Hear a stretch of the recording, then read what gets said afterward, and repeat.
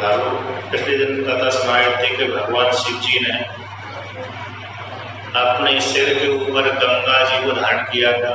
फिर वही गंगा जी को भगवान शिव जी ने 3 भागों में विभाग करके एक भाग के द्वारा स्वर्गलोक में भेज दी तो मंदाकिनी नाम से प्रसिद्ध हुई, दूसरे भाग के द्वारा ब्रजलोक में भेज दी तो भागीरथी गंगा के नाम से ख्याति को प्राप्त, तीसरे भाग के द्वारा भगवान शिव जी ने उस गंगा को पाताल लोक में भेज दी तो भोगावती के नाम से ख्याति को प्राप्त हुई।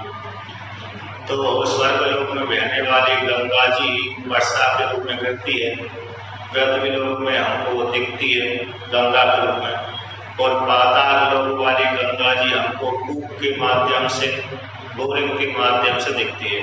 जो जल नदी पृथ्वी के नीचे बहता रहता है, जो पृथ्वी के नीचे बहने वाला जल है वही भोगावती के नाम से गंगा जी के रूप में परिणत हो जाता है।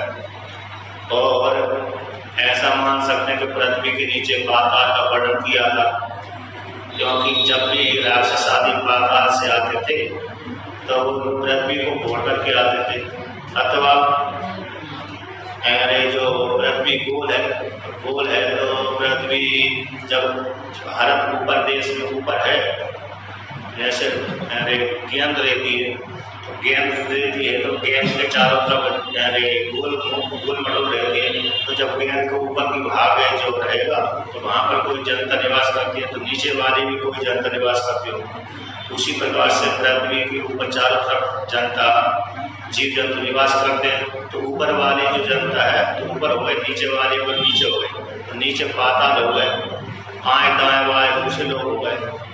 तो उस प्रकार से पृथ्वी गोल होने के कारण तो उसके नीचे दाएं में भी कोई लोग हैं, बाएं में भी कोई लोग हैं, अन्य जगह कई लोग हैं, वो भी नीचे भी लोग हैं, किंतु उनको वो नीचे लोग जो देखते हैं वो ऊपर ही देखते हैं अपने को।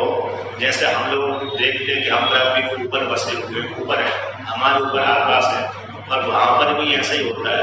जब वो हमारे नीचे है, हमारे नीचे जो देश होंगे वो भी यही कैसे उनको ऐसा ही महसूस होता है कि हम पृथ्वी के ऊपर बसे हुए हैं, तो पृथ्वी के ऊपर आकाश है। इस प्रकार से तो पाताल लोक आदि का वर्णन पृथ्वी के नीचे किया गया। अतल वितल सुतल तलातल रसातल महातल पाताल, ये 7 लोकों का वर्णन किया गया पृथ्वी के नीचे। और वहाँ पर वर्णन किया पुराणों में कि इस लोक से उस लोक की दूरी है, अतल और वितल सुतल तलातलों की दूरी इतनी दूरी पर है। एक लोक से दूसरे लोक की सीमा में बीच में या तो समुद्र आ जाता है अथवा पहाड़ आ जाते हैं। पहाड़ अथवा समुद्र को लेकर के वो सीमा बंध जाती है। जैसे भारत के चारों तरफ 3 तरफ है समुद्र है, एक तरफ दूसरे देशों से जुड़ा हुआ है टापू के रूप में। उसी प्रकार से अन्य जो सुतल वितल तलातल रसातल महातल आदि जो लोग हैं वे भी इसी प्रकार से पहाड़ों के माध्यम से अथवा समुद्र के माध्यम से घिरे हुए हैं। अब ऊपर के लोग 7 होते हैं, भूर्भुवः महः जना तप सत्यम। तो भू में तो हम बैठे हुए हैं पृथ्वी लोक में, अंतरिक्ष लोक जो हमको दिख रहा है सामने जिसमें पशु पक्षी घूमते रहते हैं, वो स्वयं स्वर्ग लोक जो हमको शास्त्र के द्वारा हम जानते हैं स्वर्ग लोक है, तो जहाँ पर देवता निवास करते हैं। इसके पश्चात स्वर्ग लोक ऊपर आता है महालोक, उसमें जो उपासना करते हैं, ज्यादा उपासना करते हैं वो व्यक्ति उस लोक में जाते हैं।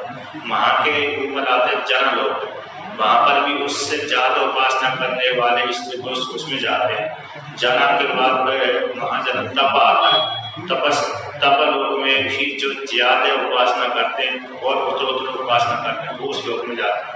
फिर तपा के बाद आता सत्यम लोक, जिसको ब्रह्म लोक कहते हैं। उस ब्रह्म लोक में तो हिरण्यगर्भ की उपासना करने वाला, ओंकार की उपासना करने वाला, ईश्वर की उपासना करने वाला व्यक्ति, चाहे वो स्त्री हो अथवा पुरुष हो, उस लोक में जाते हैं। जो उपासना करता वह उस हिरण्यगर्भ लोक में आता, सप्त लोक में, उसी का दूसरा नाम है ब्रह्मलोक। उस ब्रह्मलोक में जाते हैं तो 7 ऊपर के लोग हो गए, 7 नीचे के लोग हो गए, एक 14 लोगों के द्वारा एक ब्रह्मांड बनता है। इसीलिए आपने कभी मंदिर में जाते तो मंदिर में जाते हैं तब आपने विचार कर देखा होगा कोई पुजारी आरती करता है, तो जब आरती करता है तो वो भगवान कृष्ण की आरती करता है, अथवा शिव जी की आरती करता है, तो विष्णु भगवान की आरती करता है। तो वहां पर आरती में भगवान शिव जी के, विष्णु के, राम के, कृष्ण की अंगों में आरती घुमाता है। जब घुमाता है तो वो पैरों को लेकर के नाभि तक नीचे के 7 लोग हो जाते हैं, नाभि से ऊपर के लोग 7 हो जाते हैं। तो वहां पर इस प्रकार से घुमाया जाता है। 14 लोग उसी भगवान विराट भगवान में समाहित हैं, जो भगवान श्री कृष्ण, विष्णु, शिव, राम आदि है, उनकी विराट रूप करके 14 बार आरती उतारी जाती है।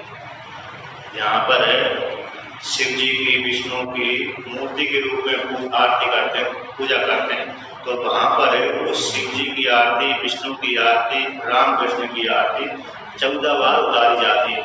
7 बार एक एक अंग को लेकर उतारते हैं। पैर से लेकर एक पैर में लगा दिए, एक घुटने में लगा दिए, एक नाभि में लगा दिया, हृदय में लगा दिया, कंठ में लगा दिया, मुख में लगा दिया, यहाँ पर लगा दिया, यहाँ पर लगा दिया, 7 हो जाते हैं। इसके पश्चात फिर 7 बार ऐसे घुमा लेते हैं, तो पूरी तो 14 बार हो गए। 7 एक बार घुमा लेते हैं और 7 एक एक अंग घुमाते हैं, तो 14 बार घुमा देते हैं।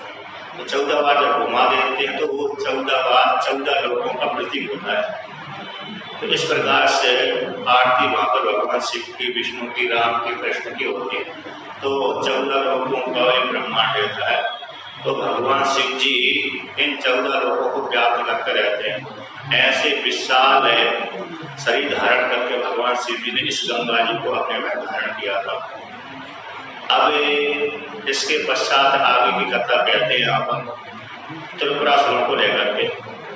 तो भगवान शिव जी ने 3 कल्पों की कथा को लेकर वर्णन करते हैं कि जिस कल्प में त्रिपुरासुर होते हैं उस कल्प में उन त्रिपुरासुरों को भगवान शिव जी संहार करते हैं। तो जो 3 पुरों को नष्ट करते हैं, 3 पुर का संहार करते हैं, इसलिए भगवान शिव जी त्रिपुरासुर का संहार करने वाले कहलाते हैं।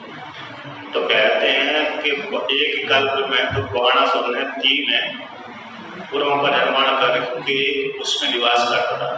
वो निवास करके वह बाणासुर वहां पर भोग होता था, किंतु पृथ्वी पे आकर के वह बाणासुर पृथ्वी के मनुष्यों को, ऋषियों को, मनुष्यों को, राजाओं को, देवताओं को परेशान करता था।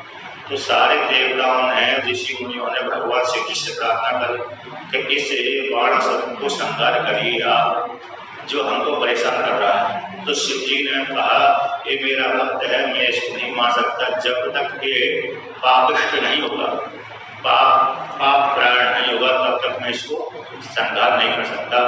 तो भगवान नारद जी ने एक कल्प में भगवान विष्णु ने नकली सन्यासी बन करके अर्थात बौद्ध धर्म का प्रचार किया था। तो बौद्ध धर्म का प्रचार करने से एक कल्प में नारद जी ने दंडी सन्यासी बन करके और 4 शिष्यों को लेकर के वहां पर त्रिपुरा में अर्थात जो बाणासुर ने जो 3 पुर बनाए थे, सोने का, चांदी, एक कल्प सोने का हो गया, लोहे का हो गया और एक तांबे का हो गया।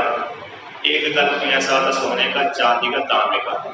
हो सकता है नीचे वो जैसे नौका आपने देखते होंगे, तो नौका में कुछ नीचे चादर लगाई जाती है, लकड़ी लगाई जाती है जिससे पानी आदि ना हो। उसी प्रकार से चांदी का महल बनाया है। एक महल चांदी का रहता है, एक महल सोने का रहता है, एक महल लोहे का रहता है। एक कल्प में सोने का रहता है, लोहे का रहता है, तांबे का रहता है, ऐसा रहता है। तो एक कल्प में नारद जी ने वहां पर दंडी सन्यासी बनकर के 4 शिष्यों को लेकर के वहां पर उस लोक में गए और उस लोक में जाकर के वहां की रहने वाले स्त्री पुरुषों को वेद के विरुद्ध धर्म का आसन कर दिया, उपदेश कर दिया। जब वेद के विरुद्ध उपदेश कर दिया तो वो वेद के विरुद्ध आचरण करने लगे। तो वेद के विरुद्ध आचरण करने से वो पहले धर्मात्मा थे। जब वेद का विरुद्ध आचरण कोई करता है तो वही व्यक्ति पापात्मा हो जाता है। जो पहले व्यक्ति धर्मात्मा है, फिर बाद में वैदिक धर्म को त्याग करके, सनातन धर्म को त्याग करके अवैदिक धर्मों का सेवन करने लगता है, यानी नास्तिक धर्मों का सेवन करने लगता है, तो वही व्यक्ति फिर पापात्मा हो जाता है। उसी प्रकार से उन्होंने वैदिक धर्म को त्याग कर दिया और नास्तिक धर्म को आरोप कर लिया। फिर इसके पश्चात जब भगवान शिव जी ने देखा कि अब नास्तिक हो गए तो फिर एक बाण के द्वारा शिव जी ने तीनों गुणों को साकार कर दिया। और बाद में कहते हैं उसमें व्यवस्था बाणासुर ने की थी कि हर घर में एक शिवलिंग था, एक शिव जी का मंदिर था। जब तक नारद जी भगवान ने धर्म के विरुद्ध उनको उपदेश नहीं किया तब तक वो वहाँ के रहने वाले स्त्री पुरुष सभी अपने घर में रहने वाले भगवान शिव जी की पूजा करते थे और पूजा करके फिर क्या करते थे, आनंदित रहते थे। किंतु जब वेद के विरुद्ध आचरण करने लगे तो फिर वही पाप आत्मा हुए तो शिव जी संहार कर दिया। तो बाद में बाणासुर के जो तीनों पुर उनकी जो ज्वाला तीनों पुरों के जलने से जो ज्वाला निकली वह ज्वाला अमरकंटक में जाकर गिरी, जिससे अमरकंटक में जाकर वो ज्वाला ज्वालेश्वर महादेव के रूप में ख्याति को प्राप्त हुई। जहाँ ज्वाला गिरी थी वहीं पर एक शिवलिंग प्रकट हो गया और दूसरा ज्वाला नाम की नदी निकली। इस प्रकार से और बाणासुर को भगवान शिव जी ने उस काल में संहार नहीं किया, क्योंकि बाणासुर ने देखा कि मेरे भाई बंधु नष्ट हो गए, किंतु उनको बचाने के लिए उसने चिंता नहीं करी। किंतु जिस शिवलिंग की वो पूजा करता था उस शिवलिंग को उसने कहा इसको नष्ट नहीं होना चाहिए, तो उसने शिवलिंग को उखाड़ करके विमान से कूद गया। तो कूदते ही भगवान शिव जी प्रसन्न हो गए और प्रसन्न होकर के कहा कि मैं मेरी अग्नि तुमको नहीं जलाएगी, इसलिए तुम अब पाप कर्म करना बंद करो। अब मैं तुमको एक निवास स्थान देता हूँ, वहाँ पर तुम निवास करिए, सोनपुर में राजधानी बनाइए, उस राजधानी की मैं रक्षा करता रहूँ। एक कल्प की कथा हुई। अब एक कल्प दूसरे कल्प की कथा है कि एक कल्प में मैं नाम का दानव था।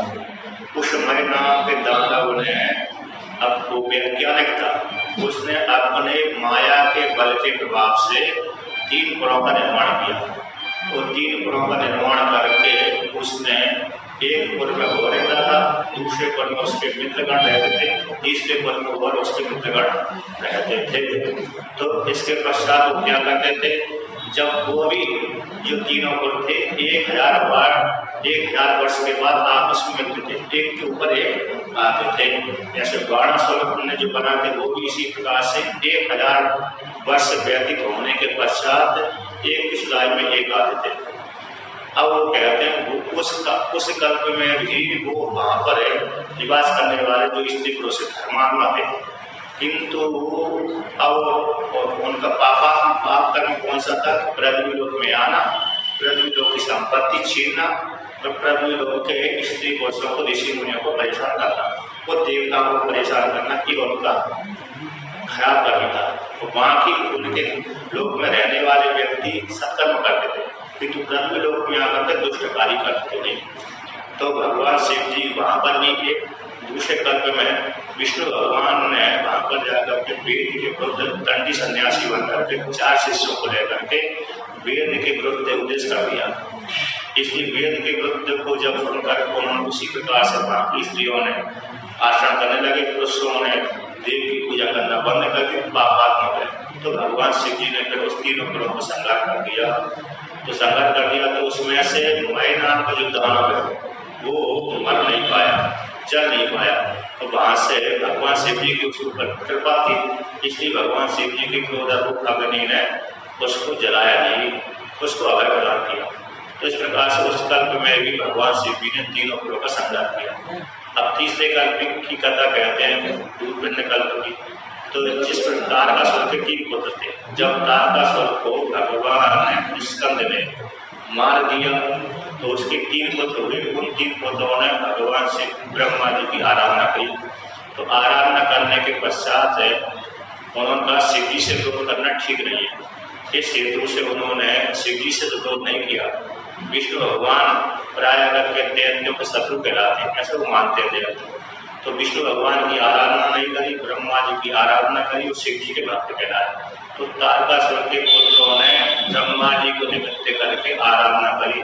तो ब्रह्मा जी ने उनको उनकी तपस्या से प्रसन्न होकर के वरदान दिया, कहा मेरे से वरदान मांगो। तो ब्रह्मा जी से कहा कि हे ब्रह्मदेव, हम जो 3 पुत्र हैं तारकासुर के, कहते हैं तारकाक्ष, विद्युन्माली और कमलाक्ष, ये तीन तारकासुर के तीन पुत्र थे। इन तीनों ने ब्रह्मा जी को निमित्त बनाकर तपस्या करी थी।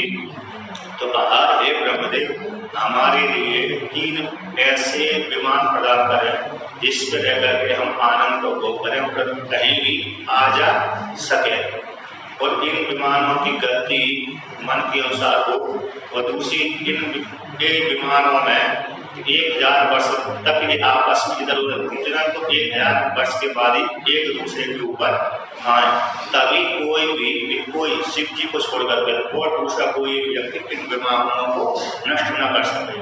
और दूसरा है कि एक ही बाण के द्वारा ही ये नष्ट होना, तभी इनका संहार हो, तभी हमारी मृत्यु, अन्यथा हमारी मृत्यु न हो। अर्थात हमको ऐसे तीन पुर प्रदान करें जो 1000 वर्ष तक घूमते रहे, 1000 वर्ष के बाद एक नक्ष योग में तब एक के ऊपर एक हो जाए, और तभी शिव जी के एक बाण के द्वारा ही शिव जी के एक बाण के द्वारा ये तीनों पर नष्ट हो जाए, अन्यथा दूसरे देवताओं के द्वारा कभी भी नष्ट न हो। ऐसा उन्होंने वरदान मांग लिया।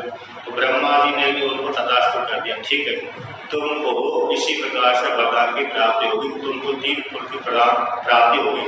तो मैं नाम के दानव को आज्ञा दे दी ब्रह्मा जी ने, इनको 3 पुरों को निर्माण करके दे दीजिए एक कल्प में जो उनको है, इनको बोलिए विश्वकर्मा को, कि ऐसे तारकासुर के पुत्रों को 3 पुरों को निर्माण करके दे दीजिए। एक पुर उसका सोने का था, दीवार सोने की रही, एक तांबे का था, एक लोहे का था।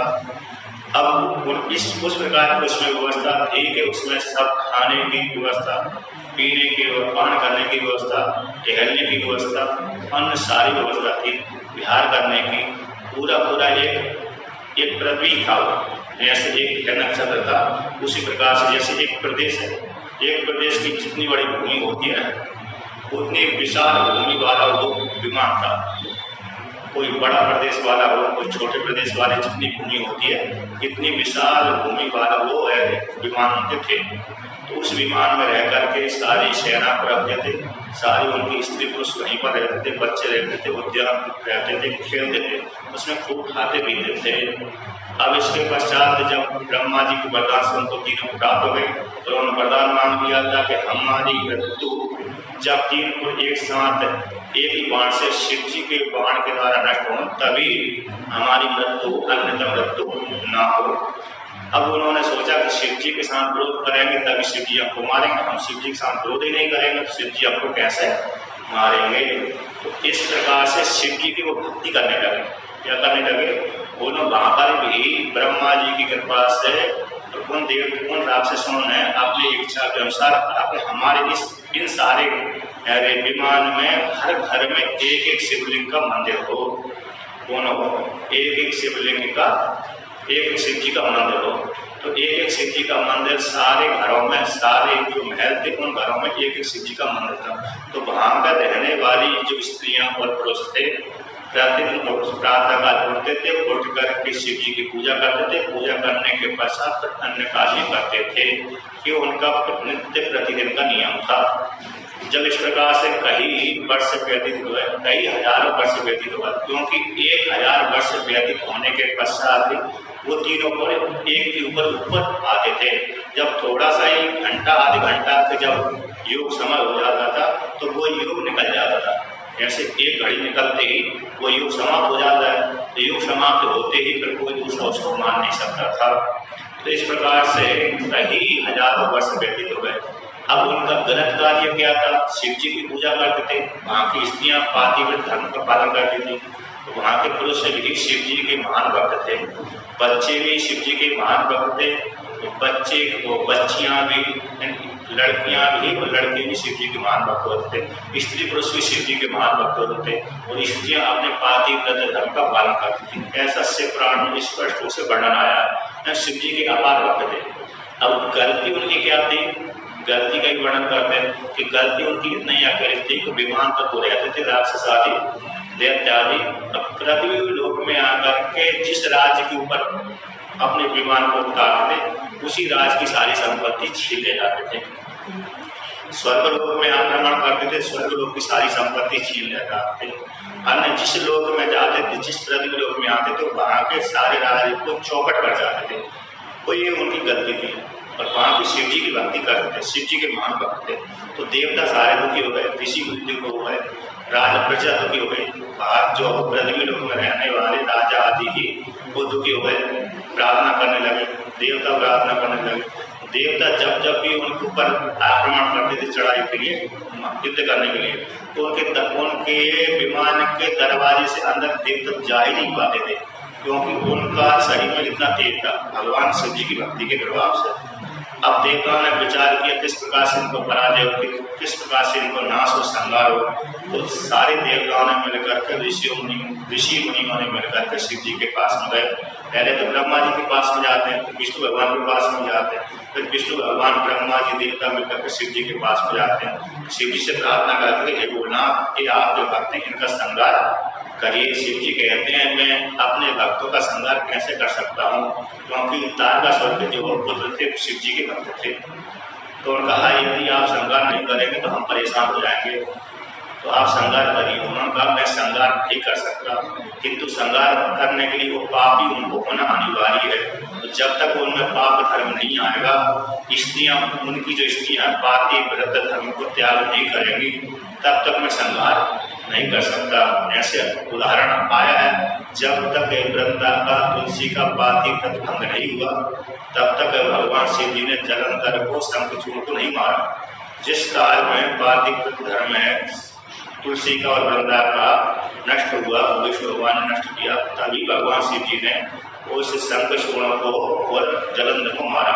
अन्यथा भगवान शिव जी भी नहीं मारते, पाति व्रत धर्म वाली स्त्री उसके पति को नहीं मार पाते। ये शास्त्र की मर्यादा है। यद्यपि मार सकते हैं भगवान को, किंतु शास्त्र की मर्यादा के कारण वो नहीं मारते। उसी प्रकार शिव जी ने कहा कि उनकी स्त्रियां जब तक पाति व्रत धर्म का पालन कर रही, तब तक मैं उसको संहार नहीं कर सकता। जब तक वो पापात्मा नहीं होते तारकासुर के पुत्र, तब तक मैं नहीं मार सकता। तो किस प्रकार से पापात्मा बनाएगा, किस प्रकार से बाकी स्त्रियां पाति के धर्म को त्याग करें। तो भगवान विष्णु ने दंडी वेश धारण किया और दंडी वेश धारण करके अपने साथ वह 4 पुरुषों की कल्पना करी। तो 4 शिष्यों की कल्पना करके भगवान विष्णु दंडी वेश बन करके 5 संख्या बन करके उस तारकासुरों के त्रिपुरों में गए, जाकर के वेद के विरुद्ध बौद्ध धर्म का प्रचार कर दिया, वेद के विरुद्ध नास्तिक धर्म का प्रचार कर दिया। और बाकी स्त्रियों को उल्टा पढ़ा दिया कि पति को प्रसन्न करने के लिए, अपने बस में करने के लिए तुम इस तांत्रिक प्रयोग करो, इससे तुम्हारे पति तुम्हारे अधीन रहेंगे। ऐसा उल्टा पढ़ा दिया। यद्यपि पहले से उनके पति उनके अधीन रहते थे, फिर भी भगवान ने, विष्णु ने, दंडी का निर्धार करने वाले भगवान विष्णु ने उनको विपरीत पढ़ा दिया कि इस मंत्र का प्रयोग करने से तुम्हारे पति तुमको छोड़कर कभी भी नहीं जाएंगे। ऐसा तांत्रिक प्रयोग करवा दिया, यंत्र जाले प्रयोग करवा दिया।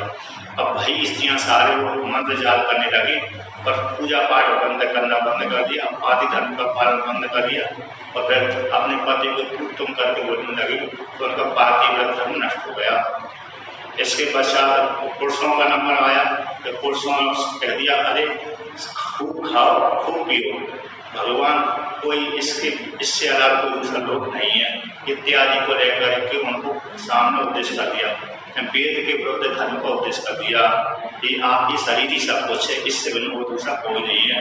काय के लिए तुम शिव जी की पूजा करते? यदि शिव जी स्वतंत्र फल देते, स्वतंत्र शिव जी फल देते, तो फिर बिना तपस्या के, बिना कर्म के दे देना चाहिए थी, किंतु स्वतंत्र तो शिव जी फल नहीं देते, कर्म के अनुसार कर्म ही फल देता है, ना कि शिव जी फल देते हैं। इत्यादि को लेकर के वेद के विरुद्ध को लेकर के उपदेश कर दिया। तो उन सारे वहाँ के पुरुषों ने भी धर्म का आचरण करना बंद कर दिया और पाप ऐसे धर्म का आचरण करना बंद कर देने से, पृथ्वी लोक में आकर उत्पात मचाने से वो पापात्मा हो गए। तब भगवान शिव जी ने कहा कि पापात्मा हो गए, अब मैं इनको संहार करता हूँ। तो उसी को निमित्त बना करके 3 कल्पों की कथा को लेकर के यहाँ पर पुष्पदंताचार्य भगवान कहते हैं।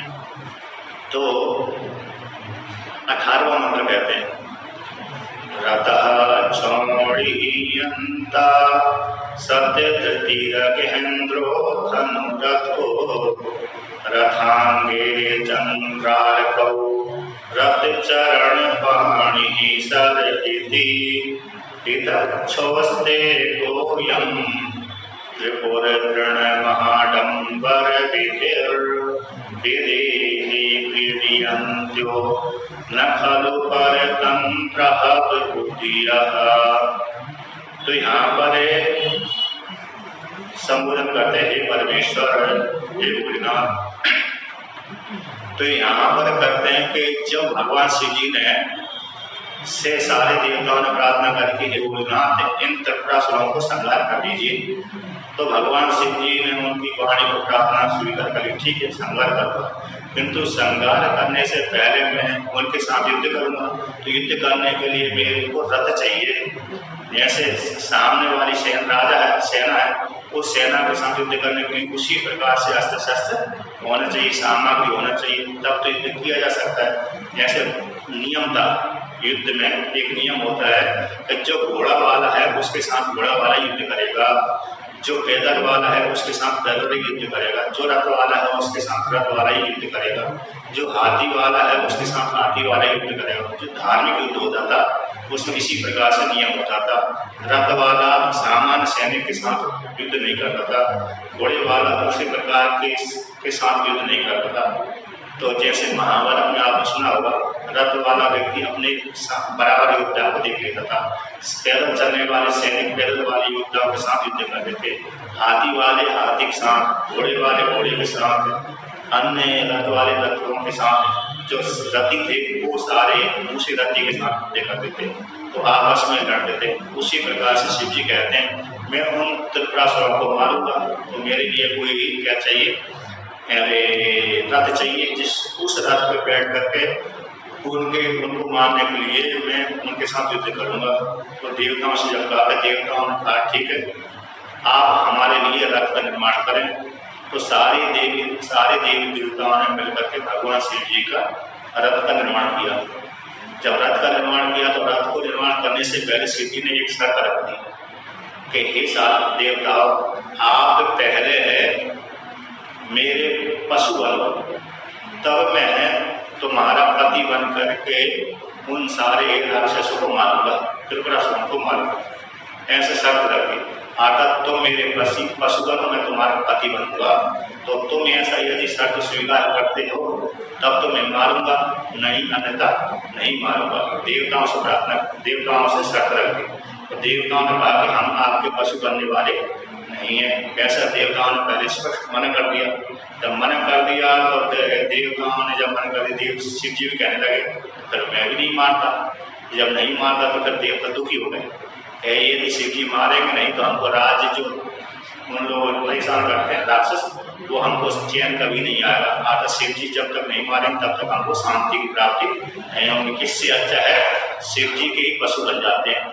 तो सारे देवता मिलकर के शिव जी के पशु बन गए। तो शिव जी उस काल में पशु को बांधने वाला, पशु को छुड़ाने वाला, पशु को शासन करने वाला कोई ना कोई पति होना चाहिए, यानी स्वामी होना चाहिए। तो भगवान शिव जी सारे जीवों के स्वामी बन गए, इसलिए भगवान शिव जी का नाम पड़ गया पशुपति। तो वही पशुपति नेपाल में जाकर के शिवलिंग के रूप में प्रकट हुए थे। जो पशुपतिनाथ है वहीं पर ही नेपाल देश में जाकर के, नेपाल प्रांत में जाकर के उस काल में शिव जी मूर्ति के रूप में वहां प्रकट हुए थे। और एक गर्भ विशेष में पशुपति जो केदारनाथ का आधा भाग पशुपतिनाथ में निकला।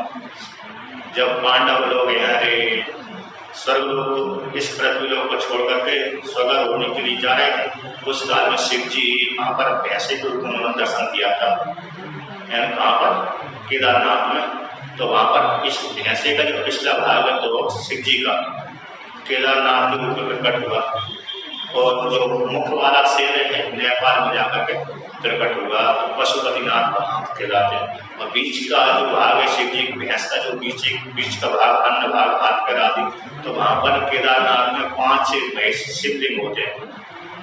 आदि केदारनाथ, मधमहेश्वर, रुद्रनाथ, तुंगनाथ, गोपेश्वर, ये जो 5 शिवलिंग है, इन 5 को मिलाकर केदारनाथ बोलते हैं। 5 केदारनाथ, 6 केदारनाथ, एक आदि केदार के 7 केदारनाथ वहां पर है।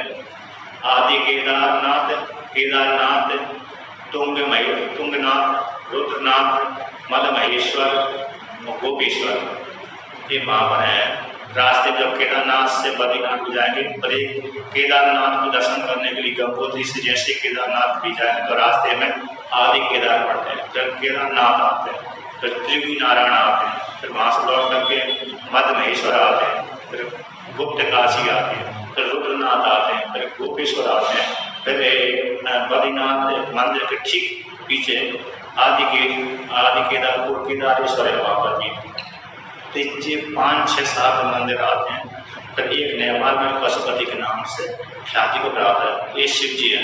तो जब देवताओं से ऐसी प्रार्थना करी तो देवताओं से शर्त रखी, तो देवताओं ने कहा कि जब तक शर्त स्वीकार नहीं करेंगे तब तक हमको शांति की प्राप्ति नहीं होगी। तो देवताओं ने स्वीकार करें, ठीक है महादेव, हम आपके पशु बनना चाहते, आप आपके पशु बनना चाहते, आप हमारे पति बन जाए।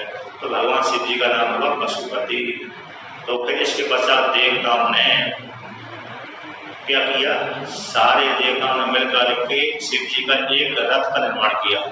तो भगवान शिव जी का रथ का वर्णन लिंग पुराण में, शिव पुराण में, अन्य पुराणों में विस्तार पूर्वक वर्णन आता है। तो यहाँ पर संक्षेप से दे दिया।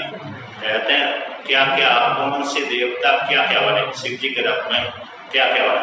कहते हैं प्रताक्षमणि, यानी पृथ्वी को तो भगवान शिव जी ने रथ बनाया। जो पृथ्वी है पूरी पृथ्वी जिसको रथ बना। कहते हैं रथ के वो हाँकने के लिए साथी चाहिए, घोड़े चाहिए, रथ में जुड़ने के लिए घोड़े चाहिए, साथी चाहिए, रस्सी चाहिए, घंटुरिया चाहिए। रथ भी आपने देखा वो जो विवाह का जो रथ सजाते ना, उसमें कितने कितने आडंबर लगाते हैं, है ना, झालर, झनकार, पर्दे, चकचक करने वाले को अन्य अन्य लगाते हैं। उसी प्रकार से शिव जी का जब रथ का निर्माण हुआ था पूरे पृथ्वी के सारे देवता उस रथ में जुड़ गए थे। तो पृथ्वी तो रथ बनी पूरा पूरा।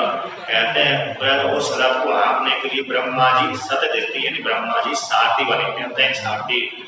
और कहते हैं और 4 वेद भगवान शिव जी के घोड़े बने, 4 वेद घोड़े बने।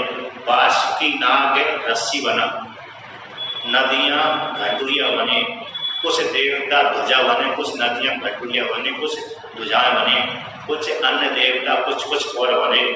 तो यहाँ पर कहते हैं सुमेरु पर्वत भगवान शिव जी को युद्ध में लड़ने के लिए धनुष बना, सुमेरु पर्वत को धनुष बनाया, पृथ्वी को रथ बनाया, ब्रह्मा जी को भगवान शिव जी ने सारथी बनाया, और शिव जी को रथ को में जुड़ने वाले 2 पहिया, सूर्य और चंद्रमा को पहिया बनाया। सूर्य भी गोल है, चंद्रमा भी गोल है, और पहिया भी गोल होता है। तो उस रथ में जुड़ने के लिए 2 पहिए सूर्य और चंद्रमा बने। कहते हैं रथांगे चंद्रार्को, जी चंद्र अर्घ्य यानी सूर्य, चंद्र चंद्रमा, ये दोनों भगवान शिव जी के रथ के 2 पहिया बने। कहते हैं विष्णु भगवान ने क्या भूमिका निभाई, तो विष्णु भगवान ने कहते त्रिपुरासुर को मारने के लिए भगवान शिव जी का धनुष का बाण बने। कहते रथ चरण पाणी, रथ का जो चरण है चक्र, वो चक्र जिसके हाथ में रहता है, रथ का जो चरण है चक्र वो जिसके हाथ में रहता है, ऐसे भगवान विष्णु भगवान शिव जी का बाण बने। उस बाण के द्वारा भगवान शिव जी ने त्रिपुराओं को मारा। 4 वेदों को घोड़े बनाया, वासु नाग को रस्सी बनाया, अन्न को सब बनाया। बनाने के पश्चात जैसे ही भगवान शिव जी उस रथ पर बैठे और बैठने के पश्चात ब्रह्मा जी ने उस रथ को हाँका।